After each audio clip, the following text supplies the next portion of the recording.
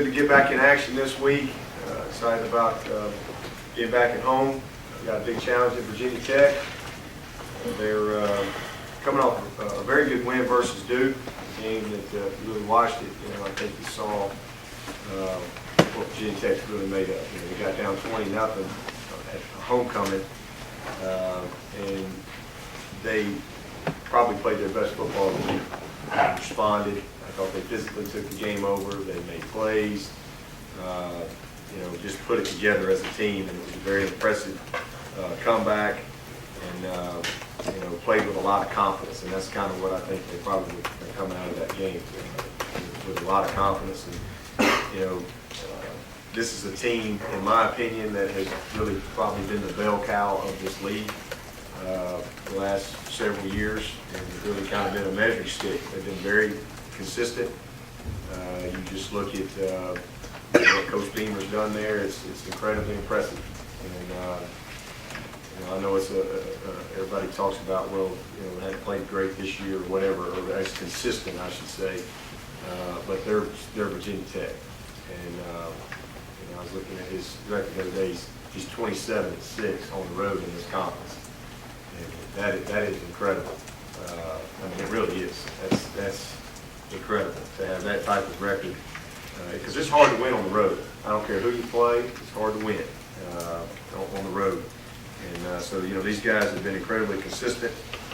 Quite frankly, they've done a pretty good job when they've come to Death Valley. So this is a big game. They're very much in it from a conference standpoint. So are we. Not a lot of room for error for either team from a conference standpoint, and so it's a game that I don't have any doubt we're going to get their very best, and it's going to take our very best to win. Offensively, they're averaging 31 points a game. All starts with their quarterback. Guy we're pretty familiar with. He's a very, very good football player, and very dangerous. Makes plays sometimes that really aren't there, just because of his athleticism and his strength and ability to break a tackle or extend a play, and then his arm. He threw a touchdown against Duke the other day that was really a broken play, and threw the ball all the way across the field on the left side to win, or to score a touchdown. And very talented player. They're balanced. When you look at them, they want to run the football, but I think they've done a good job of having balance within their system. And again, all starts with the quarterback. They're young up front. Lost a lot of offensive linemen last year, but it looks like they've kind of settled in on the group that they have, although they just lost their center. They've moved their guard Villa over to start at center and moved Benedict up to start at guard. So very talented group up front, and they've got some very capable wideouts. Number 7 is a giant and can fly. 83 and 11, both those guys have been very productive for them. So again, a complete group over there that I think is playing pretty good. But for us, we'll have to stop the run. That's where it starts. We're going to play Virginia Tech. That's what they want to do. And our ability to limit their effectiveness running the ball is going to be critical. And it was key for us last year, and it's no different this year. Just trying to contain the quarterback and not give them big plays. Defensively, they've got their whole front back as far as their defensive line. This is a thick group inside, guys that are hard to move. Their ends are fast, disruptive. 51, Bruce Taylor is an all-conference type linebacker. He's a very good football player. They're very talented on the back end. Fuller is back at corner. They've moved Exum to the other corner. He was the rover for them last year. They moved him. They've got a really talented group on defense, and the biggest thing is that's different that jumps out at you is they're bringing way more pressure than they have in the past. Playing a lot more man. They primarily have been known as being a robber type coverage team. They're playing a lot more man-to-man. Bringing a lot more pressure with the backers. So, our execution against that will be critical. And then our ability to win some matchups. When people line up and play man-to-man, you have to consistently be able to win the matchups to have success, and that'll be the key in this game. But, again, huge game.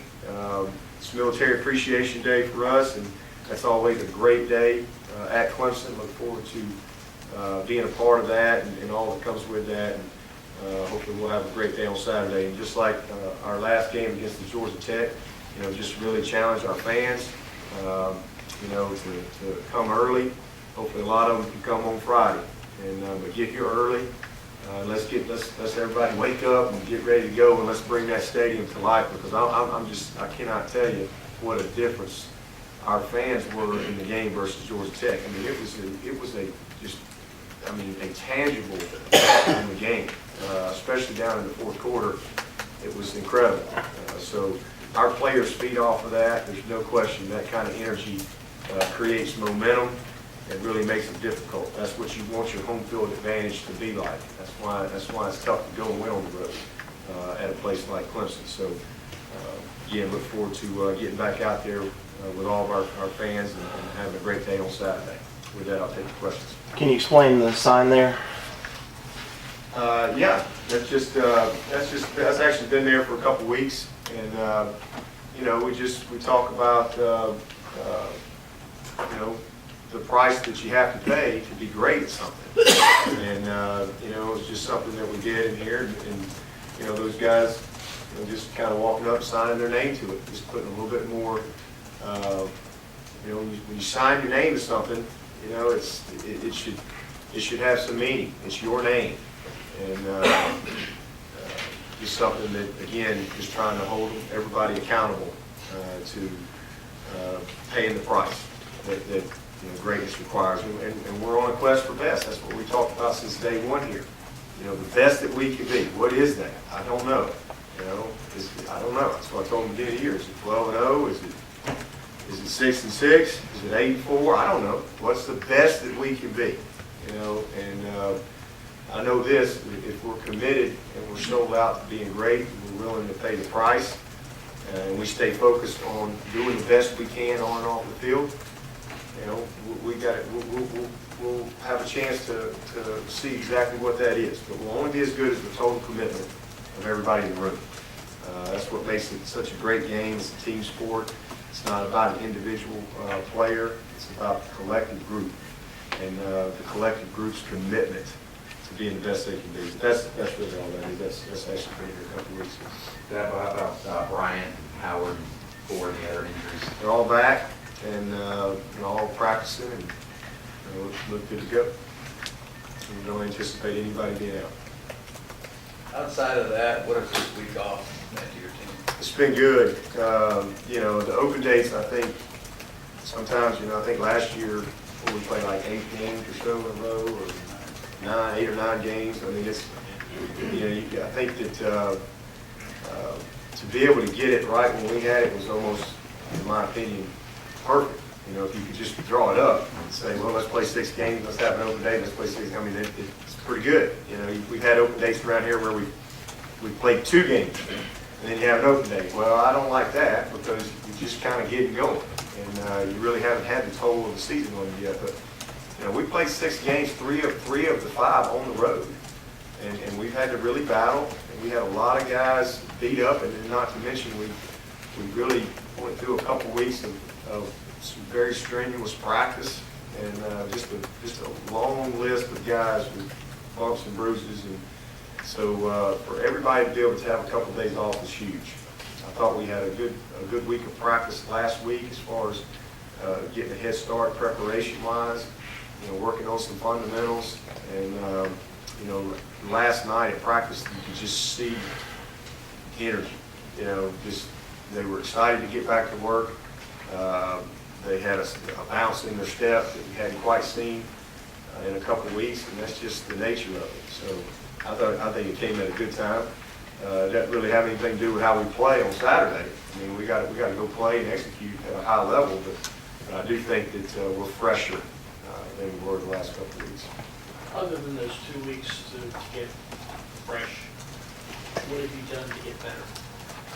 Well, just working on the game, I mean, that's what you do at practice. We don't just go out there and just flip the ball around. I mean, we've got a lot of individual work, a lot of group work, you know, a lot of competitive work, good on good type situations, but, you know, and then a lot of film study. You have more time, so you're able to really reflect. We've done a lot of self-scout on ourselves, offense and defense, to really study, hey, okay, what exactly have we done the first 6 games? And you try to use that knowledge. You know, when you have more time, you're able to see more film. You're able to, you know, again, study more. And that's what I hope that we've been able to do. And I mean, we've done it. Hopefully the players have grasped onto it. So we'll see as we get going. But, you know, we've got a lot of guys that are improving. And, I mean, they're some of them aren't quite coming as fast as we want, but the great majority of our guys are improving. And, you know, the next step for us is to play a little more consistent in certain areas. You know, just hope to see more consistency this second half and from a 4-quarter standpoint, and not have some of the ups and downs that we've had in a couple of spots.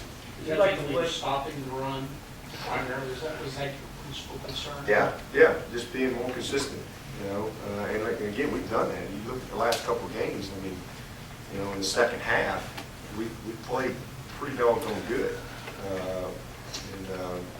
You know, so just putting it together and putting the complete game together defensively, and then offensively, you know, really tightening back up. We've gotten a little loose with the ball the last couple of ball games, and we've had some turnovers that shouldn't happen, that we control. And so, you know, just tightening things back up, really going back to the basics and refocusing, recommitting to the details. You know, that's what we talked a lot about this week, and hopefully that's going to show us out of it. You like the way you're using Sammy in sort of more of a decoy role, it looks like a lot of times? Or, you know what I'm saying? I mean, it seems like... You guys crack me up, man. Listen, I promise you, we're not doing anything different with Sammy than we've ever done. Nothing. I mean, he's only played 2.5 games, you know, first of all, so it's really kind of... The rest of the team's played 6. All right, he's played 2.5 games. You know, he's fine. You know, we're literally not doing anything different. We've had some things that haven't worked out. You know, we called certain plays and hadn't worked out like we wanted to. The ball's going to go. We don't force things. The ball's going to go, you know, where it's dictated to go based on the defense. That's the way you play the game. And if people want to roll up to Sammy, that's fine. That's their choice. We got other people that can make plays. You know, so, you know, we want to run the ball. We want to throw the ball effectively. And again, we've only had him for 2.5 games. So we've had to play the majority of the season without him. But, you know, we're not doing anything different. We screen to him. We throw the ball down the field. We hand it off to him. We try to involve him in a lot of different ways. We move him around. But we really haven't had a chance to just really get into a rhythm and a flow with having him out there. But we will. We've got at least 6 more games to play. You know, barring any conspiracy or injury or something, he's going to be great because he's a great player. I'm sure practice is good. I'll tell you that. He's no different than he's ever been. You talked about the balance of being physical and tackling to the ground that before Georgia Tech. Are you guys keeping that trend going this week? No, we're full speed, but we're back to thud this week. Again, trying to get our team healthy, and but we'll pick our spots as we go through, and we'll still have some live drills and a couple of live periods here and there, but unless we're just really struggling or some reason, we probably will not, you know, go full practices live. I mean, that's a double-edged sword right there. Any young guys on defense that you see maybe are ready for additional playing time, maybe Barnes or Reeder or Jones? Yeah, I think you'll continue to see Blanks in his role like it's been. And again, we've been kind of cross-training him this first half of the season. But I think that hopefully Barnes is coming on. I thought he played well against Georgia Tech in particular. And DJ Reader has been very productive with his time. And we're really pleased with all of our D tackles. The guys that have played have been productive. It's very competitive. Those first four guys, it's been a flip a coin. Who practices best this week? That's who runs out there first. But they're all playing with a lot of pride and toughness. And I'm gonna tell you, that's going to be a really special group. Those guys that we're developing in there. The guy that I hope to see a little bit more of in the second half is Carlos Watkins. He's one that I think is improving, and he's a very talented player. And hopefully he'll take that next step. I think you'll see Tony Stewart a little bit more in the second half of this season. I think it's been fun to watch him, because he's really looks like he's got his confidence back. And you think about last year, it was about this point last year where we felt like he was just starting to kind of take a step, and we lost him for the year, and really have had to just start over with him. Mentally, he is very engaged, very dialed in, very knowledgeable player. But it's been just putting it together from a confidence standpoint on the field. And he's done some good things. And so hopefully, he's got Tig has played lights out, and that's been one of the big things with not getting him quite as much time. Tig has been just incredibly productive. And his fifth-year senior, he's played a lot of ball. Sometimes you can get a little comfortable as far as taking out a game. But I think that you'll see him hopefully get a little bit more time throughout the second half, because we're really, really pleased with his progress. And he just, again, looks like he's ready to kind of take the next step. But that's probably the main guys. Gary Peters is another guy that has put a couple of good games in a row together. Can he continue to, make the progress that we've seen? Darius Robinson, it's been fun to watch him at practice. You find out a lot about a guy when a guy gets demoted, and how do they respond? Do they pout? Do they this and that? And then I've been really, really proud of him to see how he's gone back to work. A lot like Cody Sensabaugh. Cody, as a junior, some of y'all may remember, he had some weak moments as a junior, but he responded. And I see Darius kind of that same light. I'm liking how he's practicing right now. Hopefully when he gets his opportunities, he'll perform a little bit better this second half. You played Virginia Tech, obviously everybody talks about Beamer ball. Do you put any extra attention to special teams this week? We put attention on special teams every week. I don't know how you could meet more or practice more on special teams than we do. It's every single day, because it's just a huge part. And we've seen our special teams impact some games already. So, and we haven't been perfect. The kick return against us was probably play of the game down in Tallahassee. But all four phases had chances to respond in that game and didn't do it. But we did it up at Boston, and we've done it against Georgia Tech. So, our guys take pride in special teams. We've been pretty consistent there, and hopefully we'll continue to. Is DJ Howard one of those you would say is now healed up to come back? And if so, mixing him with Rod in, how do you go about that now? We just play them. We've got a ton of confidence in those guys. It's been fun to watch Rod have some success. It's been fun to see him really mature and really become a player that we kind of are trusting in whatever situation now. That's been really good. DJ, we really, to be honest with you, have been pretty comfortable with him. He's just been limited. He's gotten banged up and hasn't been able to stay in the game. But in fact, I was messing with him yesterday. I was asking if he was going to play this half. We were going to be able to count on him. You get a banged up shoulder. That's a tough position to play. But he looks good. I think the time off. Obviously, he missed the Georgia Tech game. So now the open day, he's probably the best he's been since before camp. Chad Morris talked about yesterday, Coach, about the team. You guys are preaching finishing the second half of the season strong. You know, last year you guys went 2-4 in your final 6. What do you see the difference in the makeup of this year's team that they can finish the year stronger than they did a year ago?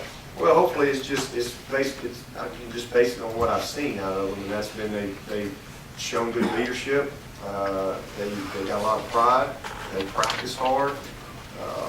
You know, you can coach them. They want to win. They want to be good. And the biggest thing is they've responded to really every situation. You know, they've found ways to win. You know, they've responded to, you know, again, the two situations, the opening night win, which was a big win.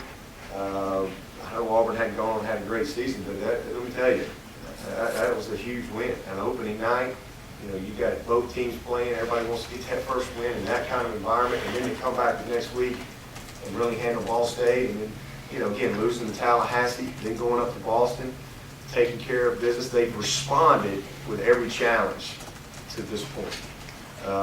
Whether it's not playing good in the first half, playing good in the second half, you know, they've been able to respond.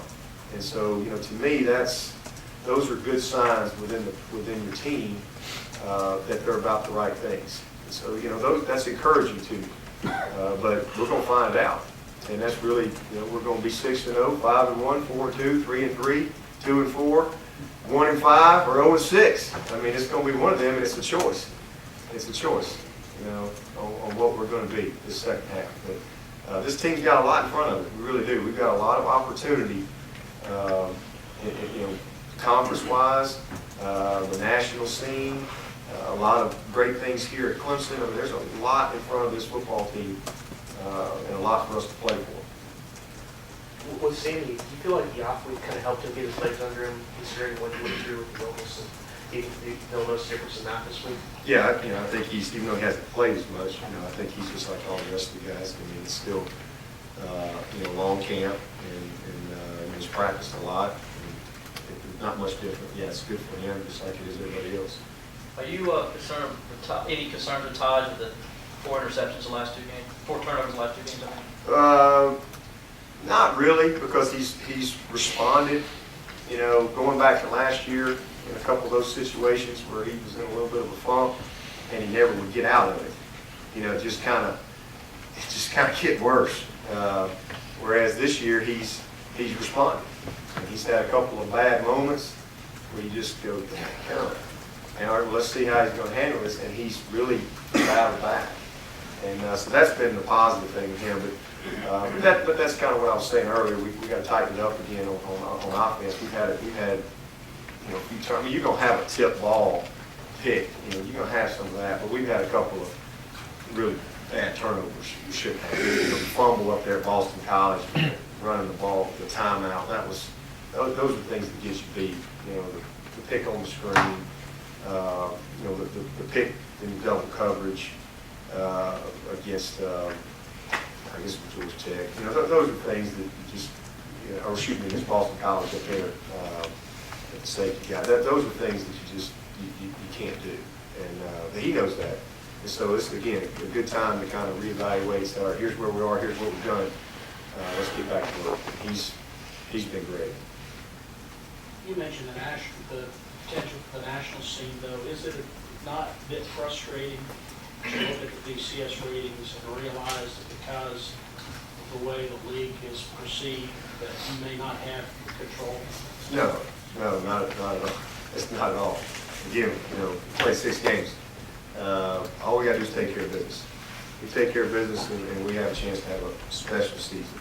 You know, it's all about winning. If you look, you know, they come out with that stuff this time of year, and it's really laughable.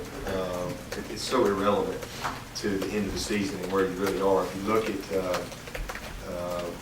you know, where we were last year and how we finished and so forth, I mean, it's all about what you do each Saturday. And from our perspective, if we win, we're in great shape. If we don't, then we won't be. It's just really that simple. But we control our own destiny, you know, from that standpoint. That's, you know, do things have to happen for us to get back to national? Yeah, it'd be a lot to have to happen. But again, we're trying to be the best that we can be. And I think there's a lot out there to play for. I mean, look at last year when the last BCS probably came out. I bet you there wasn't a lot of one-loss teams. I know there was only one undefeated team. That was LSU. Period. You know, when the season was over and they're getting ready to make the bowl stuff and all that, I know there was only one undefeated team, LSU. And I bet you there weren't many one-loss teams. In fact, there was probably several 2- and 3-loss teams that were in the top 20 or 25. So the bottom line is, if you take care of business, that thing changes drastically. You know, as far as who the teams are, how many teams are in the pool right now, and what it cuts down to. But we got to just control what we control, and that's trying to play the best game we can against Virginia Tech. You know, none of the rest of it matters. It really doesn't. And it shouldn't matter for anybody, even teams that are ranked high and all that. It doesn't matter. You know, December it matters. That's when it matters. Can you give your team a grade here at midpoint? Probably a B. Probably a B. It's hard to win, guys. It's hard to win. I mean, it is hard to win. It is hard to win football games.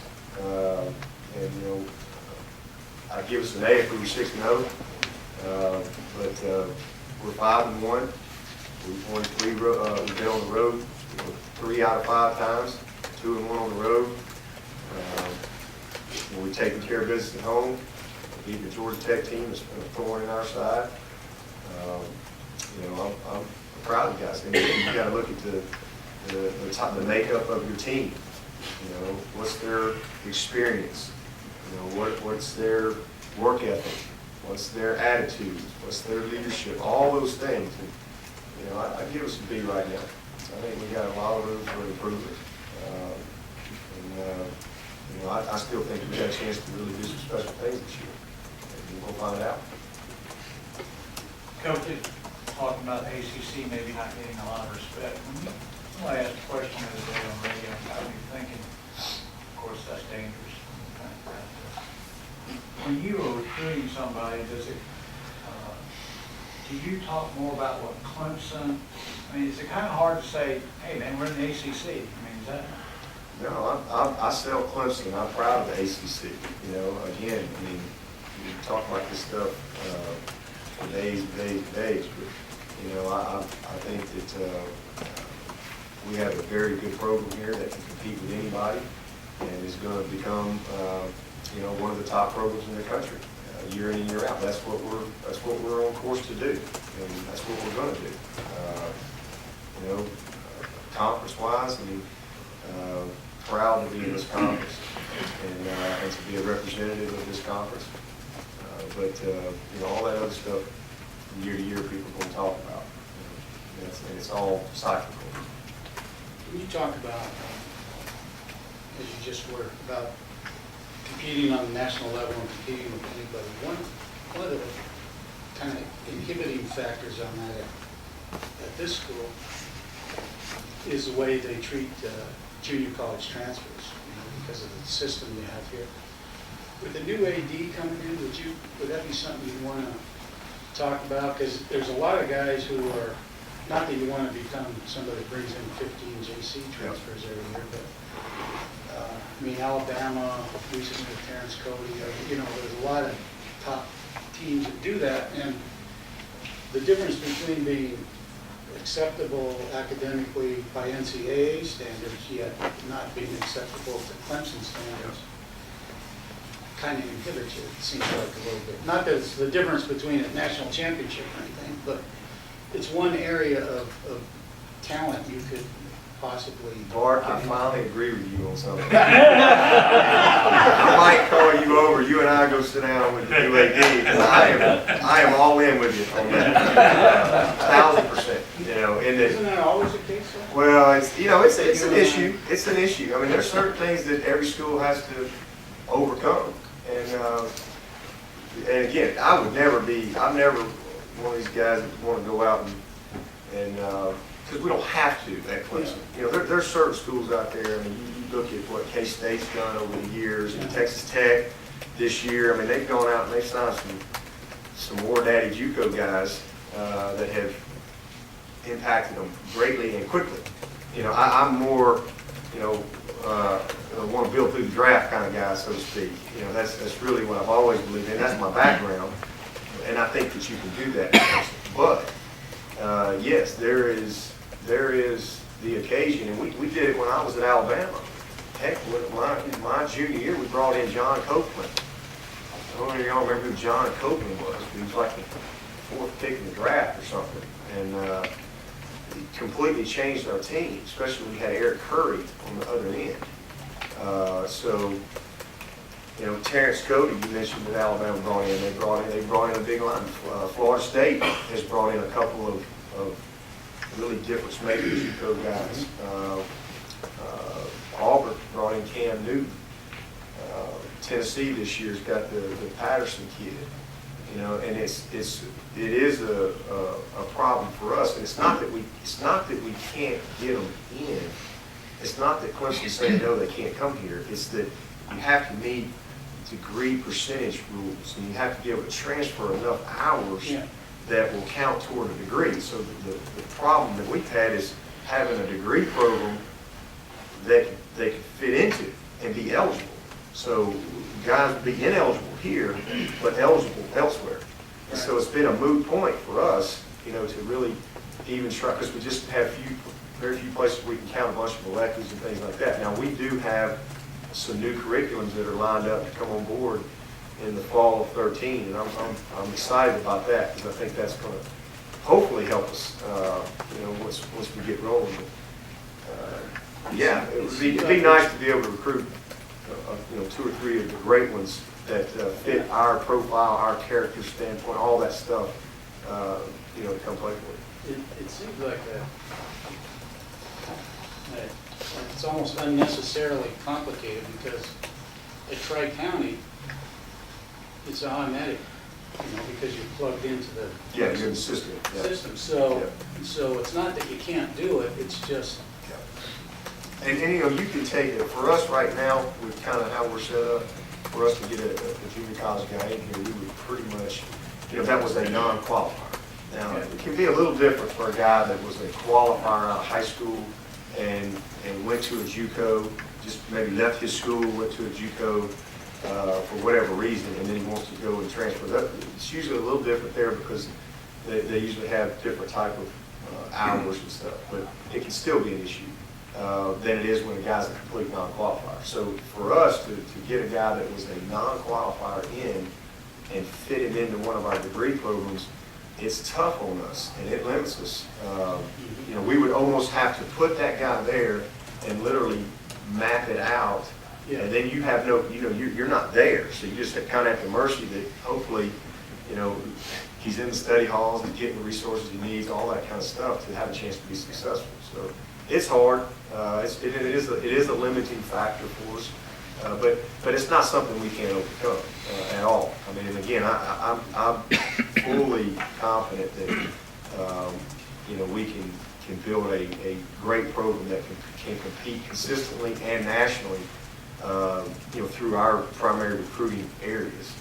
But it would be nice to be able to, hey, a particular year, boy, you really need a left tackle, or there's a great defensive end, guys that change the game, or a great corner, or some, just tremendous skill kid, where maybe you had a bunch of graduation that year at a certain position where you could really quickly instill a little bit more of a veteran player than a freshman. Brad Brownell's got 2 seniors and 30 freshmen and sophomores. It'd be nice to plug a guy. Yeah, you're right. Baseball too. Coach, you mentioned earlier about you were impressed with some of these younger guys that's coming along. Do you talk to your coordinators and say, look, we need to make sure he gets 2 or 3 plays first half, and a couple, or is it just go by whatever the game dictates? No, we talk about it. We talk about rotation and kind of a scenario. We'd like to see, hey, let's get them 2 or 3 series and that kind of thing. But then sometimes you also cut what's going on in the game, and the type of situations that you find yourself in, as far as where the ball is and all that kind of stuff. But, and we talk about it, and we've done a pretty good job, for the most part, of trying to, and it's something I keep up with on the sideline, I've got somebody keeping that for me, because I want to really watch our personnel, because we've got a lot of competition right now. We don't have a bunch of guys that are just completely separate from the crowd. And so we got to be fair and make sure that we give guys opportunities to compete on game day too, not just in practice. And then as they separate, then that playing time separates. Coach, your thoughts on Military Appreciation Day? A distraction or something you look forward to? Oh no, heck no! This is awesome. And I get fired up. Every time I hear the jet roaring by, and it's something that's really been fun around here. We've got I think it's 481 names on the scroll of honor. I believe that's right. Of alumni who paid ultimate price for this country, and this was a military school since I think till about 58 or so, and I just think that's great, and it's something that we embrace, and our military is so underappreciated, for what they do, and me having the unique opportunity to spend time with Daniel Rodriguez has even further impacted that in my mind, just because I think about myself, I think about my children, and here's a guy that's 18, 19 years old in some hole in Afghanistan, so far removed from the freedoms that we just take for granted. It's a different perspective, and so I didn't come from a military background. But I certainly have gained a tremendous appreciation for the military being here at Clemson. It has really, really, changed me in that perspective. I've met some great military folks. I got some really cool coins that people have brought me. But they're a great group of people. They really are. Commitment, dedication, loyalty, sacrifice, duty. Those are some great words that they live by every single day, and they're great examples to the rest of us. Anything else? We got military right here. Yeah, right. That's exactly right. Got right here in the room. Appreciate you guys. Look forward to celebrating y'all on Saturday. Thank you.